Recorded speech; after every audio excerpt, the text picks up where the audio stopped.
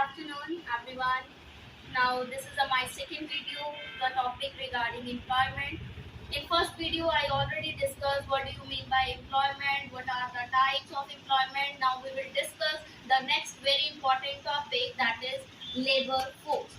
Means labor force, वो सारे person जो काम कर रहे हैं, who are working and who are willing to do. दो चीजें आती है बेटा लेबर फोर्स में, एक वो पर्सन जो काम कर रहे हैं और एक वो पर्सन जो काम करना चाहते हैं, जो काम करने के लिए अवेलेबल है, that is called labour force. So labour force का फॉर्मूला टोटल ऑफ एम्प्लॉयड जो पर्सन काम कर रहे हैं एंड अनएम्प्लॉयड पर्सन जो काम नहीं कर रहे पर काम करना चाहते हैं, that are considered under labour force. And second step is how to calculate labour force. बेटा लेबर फोर्स को कैलकुलेट करने के लिए लेबर फोर्स किस में कैलकुलेट करोगे? टोटल पॉपुलेशन में. टोटल पॉपुलेशन में कुछ चीजें हमको क्या करनी पड़ती है? Minus.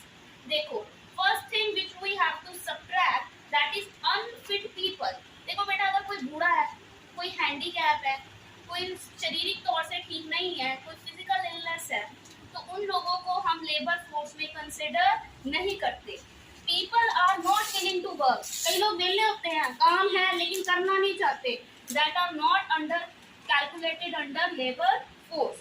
And third, people who are not available for the work. जो पीपल यहाँ पे अवेलेबल ही नहीं है, वो कहीं फॉरेन कंट्री में गए हुए हैं, they are not calculated under labour force. So three main points are there: unfit people, people are not willing, and people are not available. When we talk about labor force, two factors are more important: children below 15 years, child labor, which is not considered under labor force. Old age, अगर कोई 60 years से above हो गया, like वो mentally तौर पर अब fit नहीं रहा, या उसकी सोचने समझने की शक्ति कम हो गई है, या वो फिजिकल तौर से फिट नहीं है, that will not be considered under labor force. With very important topic is workforce. What do you mean by workforce? People are confused with labor force and workforce, but there is a difference. Labor force में क्या था? People who are working and people who want to working. But in workforce only that people which are actually employed, वो ही person जो सच में काम कर रहे हैं उस समय, that are considered under workforce. Formula of unemployed people. Total people इतने, उसमें से वर्कफोर्स जितने काम कर रहे हैं वो माइनस कर दो तो हमारे पास क्या बचेगा? Unemployed people.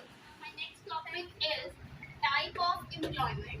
Basically there are two type of employment: self employment and wage employment. It is very clear from their name that is self. Means जब हम अपनी लैंड यूज करते हैं, जब हम अपना पैसा यूज करते हैं, मीन जब हम अपने रिसोर्सेज यूज करके कोई काम शुरू करते हैं और उससे पैसा कमाते हैं, that is called self employment. An arrangement in which worker use his own resources to make a living. For example shopkeeper, दुकानदार ने अपनी जगह दुकान खोली, सामान लेके आया, सारा अपना रिसोर्सेज यूज किया, so that are considered under self employment. Another one is wage employment. बेटा इसमें क्या होता है? It is based on the concept employer and employee.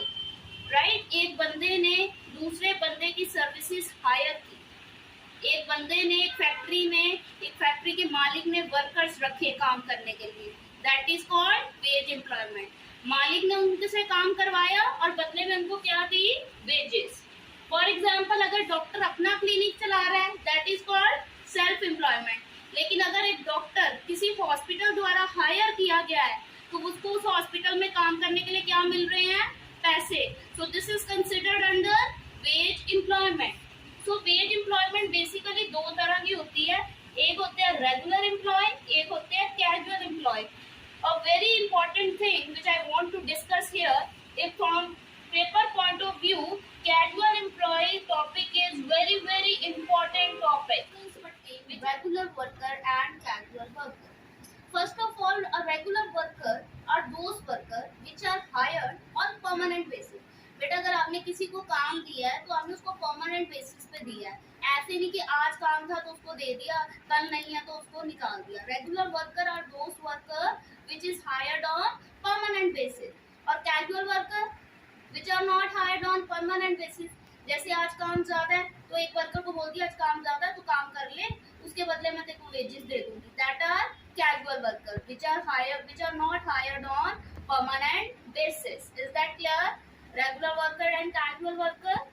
So in regular worker, workers are hired on permanent basis. अगर आपने किसी को job दे दी है तो वो जॉब आपने उसको लंबे समय के लिए दी है। Casual worker are not hired on permanent basis. और जो casual workers है उनको आप permanent basis पे नहीं रखते।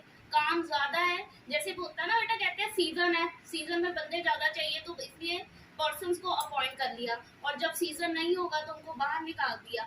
These are covered under casual worker. अगर रेगुलर वर्कर की बात की जाए तो उनको कई बेनिफिट्स मिलते हैं, like health insurance, like pensions, like gratuities, right. But under casual worker there is no such benefit. ऐसे कोई बेनिफिट उसमें नहीं दिए जाते। देखो, अगर आपने गवर्नमेंट टेस्ट क्लियर किया then you are covered under regular workers, जैसे government teacher, government professors, right. Casual worker, जैसे हार्वेस्टिंग का सीजन आता है तो एडिशनल लेबर लगाई जाती है काम करने के लिए, they are covered under casual worker. I hope it is clear to you कि regular worker are those which are hired on permanent basis, whereas casual worker जिनको हम परमानेंट बेसिस पे नहीं रखते, जब हमको उनकी जरूरत होती है, जब हमें उनसे काम होता है तो हम उनको काम में रख लेते हैं, और जब काम खत्म होता है तो उनको हम बाय बाय बोल देते हैं। That is called casual worker. Thank you.